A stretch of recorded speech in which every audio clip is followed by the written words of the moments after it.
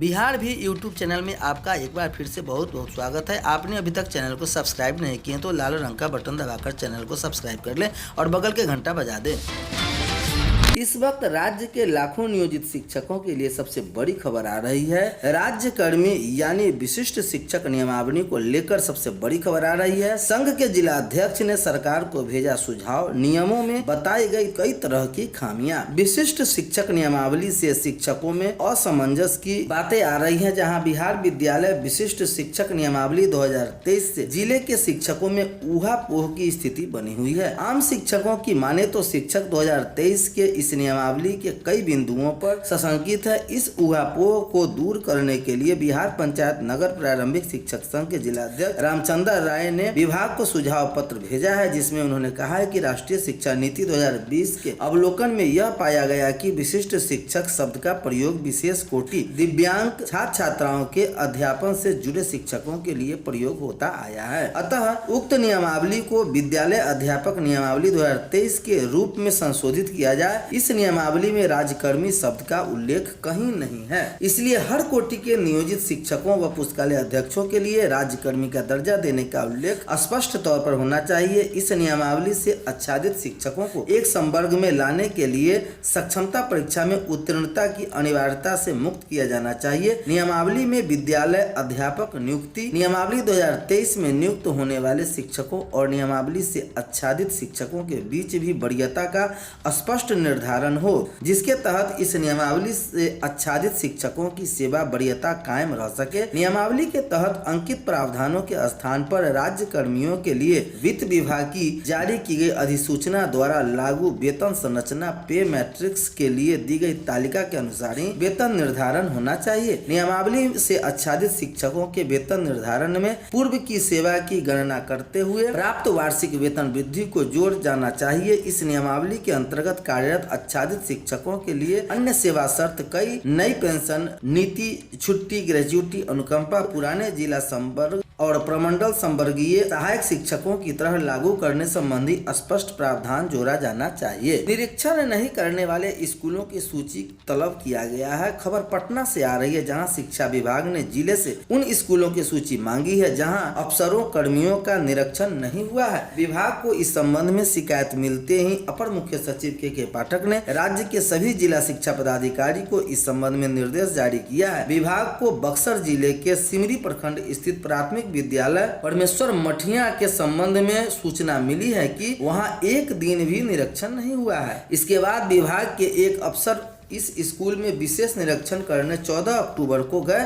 अफसर ने पाया कि इस स्कूल में 2 शिक्षिका हैं, जिनमें एक कई दिनों से अनुपस्थित है। अनुपस्थित शिक्षिका की ओर से छुट्टी का आवेदन दिया गया था, पर उसमें तिथि का जिक्र नहीं किया गया था। अगली सबसे बड़ी खबर आ रही है केनगर से, जहां एचएम की अनुपस्थिति के बाद पंजी में किया हस्ताक्षर। मीडिया कर्मियों के साथ भी की गई धक्का मुक्की। डीईओ ने कहा मामले की कराई जाएगी जांच। केनगर प्रखंड के जगनी पंचायत अंतर्गत मध्य विद्यालय जगन्नाथपुर में एक शिक्षक की अनुपस्थिति के बावजूद विद्यालय के एक दूसरे शिक्षक ने पंजी का उनका हस्ताक्षर कर उपस्थिति बना दिया। इसकी जांच को लेकर विद्यालय शिक्षा समिति की सचिव रानी देवी विद्यालय पहुंची तथा पूछताछ करने लगी। इस बार विद्यालय के आरोपित शिक्षक ने विरोध करना शुरू कर दिया। समाचार संकलन के लिए पहुंचे मीडिया कर्मियों के साथ एक शिक्षक ने के द्वारा गाली गलौज तथा धक्का मुक्की की जाने लगी। इस घटना की सूचना चंपानगर ओपी पुलिस को दी गई। सूचना उपरांत पुलिस पहुंचकर एक आरोपी शिक्षक को थाना ले गया तथा पूछताछ के बाद छोड़ दिया। वहीं दूसरी ओर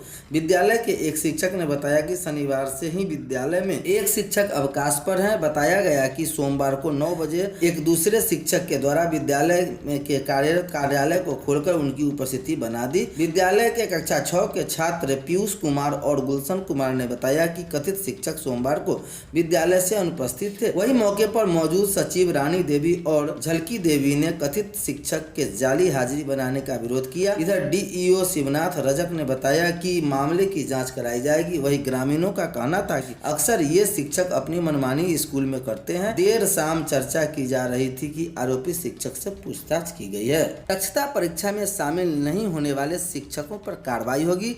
शिक्षक दक्षता परीक्षा के लिए 1 से ऑनलाइन भरा जाएगा फॉर्म। खबर आ रही है भभुआ से, जहां दक्षता परीक्षा में शामिल नहीं होने वाले शिक्षकों पर कार्रवाई होगी। ऐसे शिक्षकों की सूची निर्देशालय को भेजी जाएगी। बता दें कि द्वितीय प्रारंभिक शिक्षक मूल्यांकन दक्षता परीक्षा आगामी 26 नवंबर को आयोजित की जाएगी। शिक्षक दक्षता परीक्षा में शामिल होने का यह अंतिम अवसर है। वैसे शिक्षक जो किसी भी कारण से परीक्षा में शामिल नहीं हो पाए हैं, उन्हें परीक्षा में शामिल होना होगा। इस बारे में राज्य शिक्षा शोध एवं प्रशिक्षण परिषद में जिला शिक्षा पदाधिकारी को निर्देश किया है कि इसकी लिखित सूचना एवं कार्यक्रम की सूची जिले के अधीनस्थ सभी विद्यालय को अचूक रूप से उपलब्ध कराने की बात कही गई है। ऑनलाइन आवेदन के सत्यापन के समय इस बात का ध्यान रखने का निर्देश दिया गया है कि 18 जून 2023 को आयोजित परीक्षा में जो परीक्षार्थी शामिल हो चुके हैं लेकिन परीक्षा पास नहीं कर सके हैं, वैसे अभ्यर्थी इस परीक्षा में किसी भी परिस्थिति में शामिल होने के पात्र नहीं है। परंतु वैसे शिक्षक जो